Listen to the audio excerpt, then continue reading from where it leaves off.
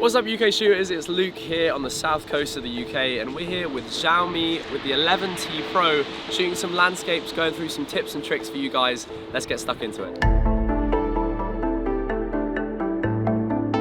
Xiaomi asked us to share the moments that made me, or in this case us, so we thought we might share some tips and tricks that make us the photographers we are today. Nowadays, we are lucky enough to have phones like the 11T Pro that allow us to change our settings like we always have done with professional cameras.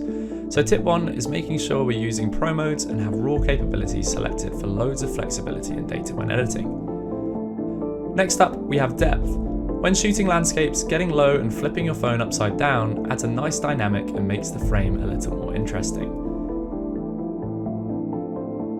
As you can see here, I'm selecting grid lines on the phone, which may seem like a pointless thing to mention, but my grid lines are like having a rule of thirds sticky note stuck to the screen the whole time. I can place my subject or leading lines along the intersections.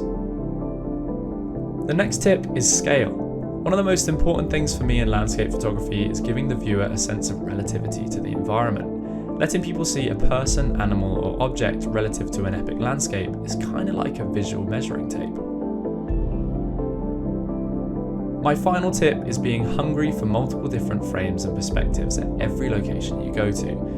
Instead of just grabbing the one banger you had in mind, try shooting a different angle or frame, adding in a person or changing your focal length, like I can with the 11T Pro while getting 108 megapixel zoom shots.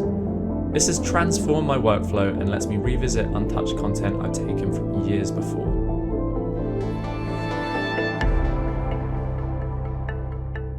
Okay, so that is the end of the video. I hope you enjoyed the tips and tricks shooting on the Xiaomi 11T Pro.